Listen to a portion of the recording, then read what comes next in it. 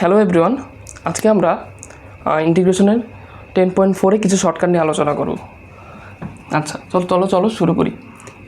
এই ম্যাথগুলা শর্টকাটের মাধ্যমে আমরা এক লাইনে করব। ইউবি দিয়ে করা যায়, ডিএ মেথড দিয়ে করা যায়, বাট আমরা কীভাবে এমসিকিউতে এক লাইনে করা যায় সেটা শিখব। ঠিক আছে, সেক্ষেত্রে সিস্টেমটা কি, প্রথম e⁻x লিখব, তারপর ব্র্যাকেট দিব, ব্র্যাকেট দিয়ে আমার যে ফাংশনটা এক্স স্কোয়ার লিখব। এক্স স্কোয়ার লেখার পর মাইনাস এক্স স্কোয়ারের ডিফারেন্সিয়েশন 2x প্লাস 2x-এর ডিফারেন্সিয়েশন প্লাস 2, তারপর 2 ডিফারেন্সিয়েশন কত 0, ওটা তো লেখার দরকার নেই, ব্র্যাকেট ক্লোজ করো প্লাস c। অর্থাৎ সিস্টেমটা হলো প্লাস মাইনাস প্রথম ফাংশন, তারপর তার ডিফারেন্সিয়েশন মাইনাস, তারপর আবার তার ডিফারেন্সিয়েশন প্লাস।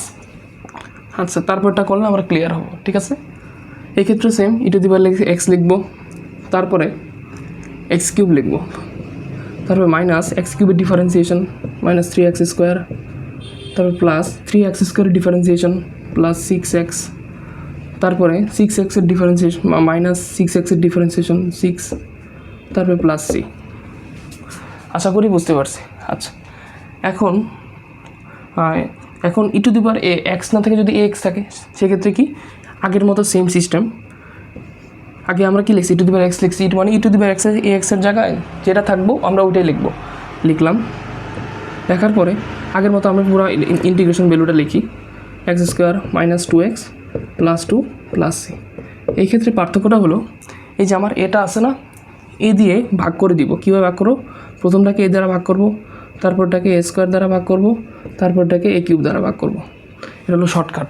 ঠিক আছে, কীভাবে আসলো শর্টকাট, কীভাবে আসলো ওই ম্যাথ করে মানে মিলানো যায়। ঠিক আছে, আচ্ছা এবার যদি e⁻x-এর জায়গায় ত্রিকোণমিতিক ফাংশন থাকে, সেক্ষেত্রে সিস্টেমটা কী হবে, সেই ক্ষেত্রে আগের মতন e⁻x লিখব, লেখার পরে sin x লিখব, sin x লেখার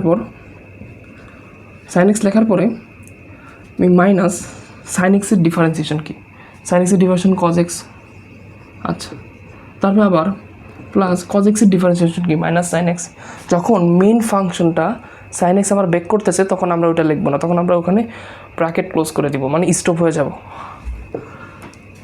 sin x-এর ডিফারেন্সিয়েশন, প্রথম ফাংশন লিখবো sin x, তারপর মাইনাস sin x-এর ডিফারেন্সিয়েশন কি cos x, তারপর প্লাস মাইনাস cos x-এর ডিফারেন্সিয়েশন কি আবার sin x।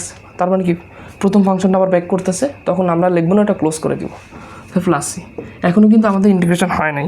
ঠিক আছে, কারণ কি, কারণ এখানে একটা এই যে e⁻x-এর জায়গায় যদি আমি মনে করি যে e⁻1 × x, আবার sin x-এর পরিবর্তে যদি মনে করি sin 1 × x, সেই ক্ষেত্রে e⁻x-কে আমি এই যে 1 আর এই 1 এটার দ্বারা 1² প্লাস 1² দ্বারা ভাগ করব। আশা করি বুঝতে পারছি। তার মানে আমার এখানে ভ্যালুটা দাঁড়ায় কি, e⁻x-কে e⁻x / 2 sin x minus cos x plus c। অনেক বড় একটা ইন্টিগ্রেশন আমরা এক লাইনে করে ফেললাম। আচ্ছা, তারপরে যদি যাই, এই ক্ষেত্রেও সেম e⁻x লিখব। এবার আমরা বলি যে এখানে কী দ্বারা e⁻x-কে ভাগ করব, e⁻1 × x আছে আর এখানে 5x আছে, তাহলে 1² প্লাস 5²। আচ্ছা, তারপর আবার সেম সিস্টেম, sin 5x লিখব, তারপর মাইনাস sin 5x-এর ডিফারেন্সিয়েশন কি, মাইনাস তো সূত্র আমাদের শর্টকাটের মাইনাস, sin 5x-এর ডিফারেন্সিয়েশন কি 5 cos 5x। তারপর যদি আবার ডিফারেন্সিয়েশন করি দেন sin x ফেরত আসে, তাই সে কারণে আমরা আর করবো না, স্টপ, তারপর প্লাস c। এই শর্টকাটের মাধ্যমে এই শর্টকাটটা আশা করি বুঝতে পারছি, খুবই ইফেক্টিভ এবং অ্যাডমিশনে খুব কাজে লাগে। সিকিউরিটি এমসিকিউ আসে প্রচুর এবং বোর্ডে এমসিকিউ আসতে পারে।